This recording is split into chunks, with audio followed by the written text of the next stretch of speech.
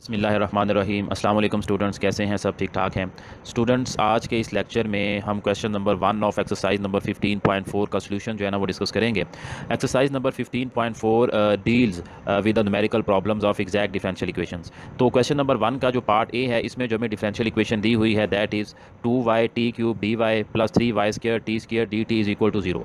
तो इस क्वेश्चन को सॉल्व करने से पहले हम ये चेक करेंगे कि आया ये जो गिवन इक्वेशन है ये एग्जैक्ट डिफरेंशियल इक्वेशन बनती है या नहीं बनती।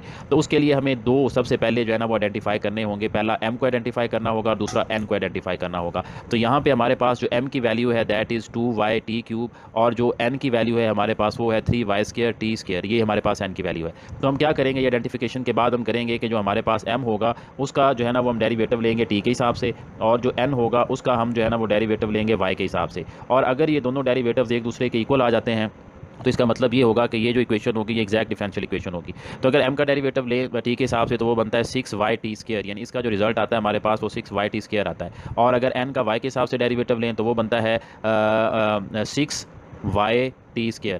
तो आप देखें कि दोनों का रिजल्ट जो है ना वो सेम आ गया, लिहाजा ये जो हमारी इक्वेशन है ये एग्जैक्ट डिफरेंशियल इक्वेशन ही बनती है। अब चलते हैं इसके सोल्यूशन की तरफ। तो इसमें सबसे पहला स्टेप हमारा ये होगा कि हम ये करेंगे कि हमारे पास जो इक्वेशन दी हुई एग्जैक्ट डिफरेंशियल इक्वेशन जो है उसमें जो पहला हमारे पास m ये वाली वैल्यू है इसकी हम इंटीग्रेशन फाइंड आउट करेंगे, जबकि दूसरा जो हमारे पास वैल्यू होगी या दूसरा एक्सप्रेशन जो होगा वो कांस्टेंट के तौर पे जो है ना वो यहाँ पे आ जाएगा, यानी ये कांस्टेंट इसको जो है ना वो रिवील कर रहा है। अब इस पर जब हम इंटीग्रेशन अप्लाई करेंगे तो 2 उसी तरह से आ जाएगा, y की इंटीग्रेशन y²/2 आ जाएगी और t³ उसी तरह से आ जाएगा।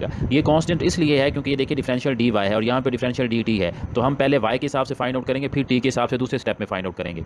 यहाँ पे 2 के साथ 2 कैंसिल आउट हो जाएगा तो f इंटू वाई टी की वैल्यू हमारे पास आ जाएगी y² t³ प्लस ये वाली कांस्टेंट टर्म उसी तरह से आ जाएगी। फिर हम इस कांस्टेंट टर्म को हमने फाइंड आउट करना है, ये वाली कांस्टेंट टर्म जो है। अब हमें पता है कि जो n है that is equal to derivative of f with respect to t और इसकी वैल्यू हमें दी हुई है 3y² t²। तो साफ ज़ाहिर है कि अगर हम डेरिवेटिव की बात करें तो इसका मतलब ये है कि ये डेरिवेटिव फॉर्म में कांस्टेंट टर्म हमें दी हुई है। तो अगर हमने इस डेरिवेटिव को ओरिजिनल फंक्शन में चेंज करना है तो we have to take the integration of this derivative constant term differential जो है। तो इसकी जब हम इंटीग्रेशन फाइंड आउट करेंगे तो इसका मतलब ये है कि ये जो एक्सप्रेशन है 3y² t² इसकी इंटीग्रेशन हमने फाइंड आउट करनी है। और ये साफ ज़ाहिर डिफरेंशियल साथ अगर dt दिया हुआ है तो t के हिसाब से इंटीग्रेट करेंगे हम इसको। तो 3y² उसी तरह से आ जाएगा, t² की इंटीग्रेशन होगी t³/3। तो साफ ज़ाहिर है 3 के साथ 3 कैंसिल आउट हो जाएगा, पीछे y² t³ जो है ना वो हमारे पास वैल्यू आ जाएगी इस कांस्टेंट की जो हमारे पास ये पहले जिसको हमने कांस्टेंट फर्स्ट किया हुआ था। तो एफ वाई टोटल फंक्शन में जो पहले हमने इंटीग्रेशन फाइंड आउट किया और अब जो हमने इंटीग्रेशन फाइंड आउट की, इन दोनों का जो है ना वो हमारे पास सम आ जाएगा, यानी जो पहले स्टेप के अंदर और फिर जो दूसरे स्टेप के अंदर हमने की थी। अब फिर नेक्स्ट हम क्या करेंगे, चूंकि हमारे पास जो एग्जैक्ट डिफरेंशियल इक्वेशन होती है उसकी फॉर्म जो होगी वो ये होगी f into y t is equal to c. अब साफ ज़ाहिर है f इंटू वाई टी की वैल्यू हमने निकाली है y² t³ plus y² t³। तो इसको इसकी जगह पे पुट करें। अब ये दोनों सेम एक्सप्रेशन है, दोनों जमा होकर 2y² t³ बन जाएंगे। ये 2 जो है तो राइट साइड पे चला जाएगा तो c/2 बन जाएगा। यहाँ पे c/2 मर्ज हो जाएगा c में, चूंकि ये दोनों कांस्टेंट है तो इसको हम c से ही जो है ना वो इंडिकेट कर लेंगे। यहाँ पे ये कैपिटल c थे, इसको आप लोअर केस c जो है ना वो कह सकते हैं। अब इसको आप y के लिए जो है ना वो सॉल्व करें, y² इधर रहने दें, t³ राइट साइड पे ले जाएं तो डिनोमिनेटर में चला जाएगा। फिर y की जो पावर है इसको भी राइट साइड पे ले जाएं तो y is equal to c/t³ raise to power 1/2। ये हमारे पास जो है ना वो फर्स्ट क्वेश्चन का जो है ना वो रिजल्ट आ जाएगा। अब पार्ट सी की अगर हम बात करें तो उसमें जो हमें डिफरेंशियल इक्वेशन दी हुई है वो ये है। पार्ट बी आप खुद कोशिश करें कि हल करें, ना होता हुआ तो फिर मुझे बताइएगा, मैं उस पर भी रिकॉर्डिंग कर दूंगा। अब यहाँ पे भी हम सबसे पहले ये चेक करेंगे कि आया हमारा m का जो डेरिवेटिव है t के हिसाब से उसकी जो वैल्यू है वो n के डेरिवेटिव y के हिसाब से इक्वल आती है या नहीं आती। तो जब आप इसको हल करेंगे तो आपको पता चल जाएगा कि ये दोनों सेम आती हैं, वो तरीका मैं आपको बता चुका हूँ। तो अब इसके सोल्यूशन की तरफ जाते हैं। तो सबसे पहले ये जो पहली टर्म है t into 1 plus 2y dy इसकी इंटीग्रेशन फाइंड आउट करेंगे। दूसरी टर्म कॉन्स्टेंट के तौर पर आ जाएगी हमारे पास, तो t 1 से मल्टीप्लाई होकर t बन जाएगा, 2y से मल्टीप्लाई होकर 2ty बन जाएगा।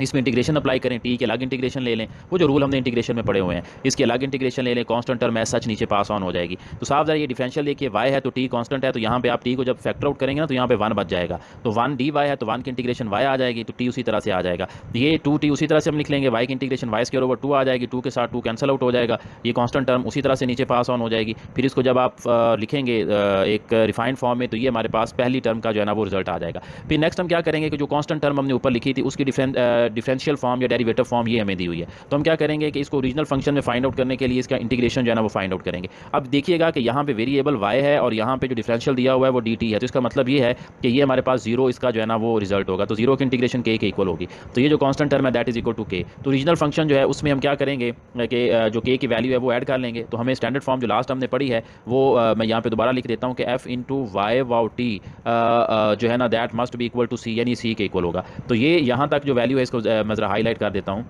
ये वाली वैल्यू जो है इसको हम सी के इक्वल कर देंगे। ये इक्वेशन जो है ना हमने फाइंड आउट की है। अब साफ ज़ाहिर है कि इसको हम सॉल्व करेंगे। इसको जो है ना ये t y plus t y square is equal to c, आप इसको इस तरह से भी लिख सकते हैं, इस तरह से भी लिख सकते हैं। तो ये हमारे पास जो है ना वो इस क्वेश्चन का सोल्यूशन होगा। इसको मजीद भी अगर आप हल करना चाहें तो इसको मजीद सोल्यूशन इसका मुश्किल होगा, क्योंकि इसमें वाई 2 दफ़ा आ रहा है। तो यहीं तक जो है ना वो इस क्वेश्चन का हमारे पास जो है ना वो सोल्यूशन होगा। अब इसका पार्ट डी जो है वो भी मैं उम्मीद करता हूँ कि आप इसी प्रोसीजर को फॉलो करते हुए जो है ना वो खुद ही सॉल्व कर सकते हैं।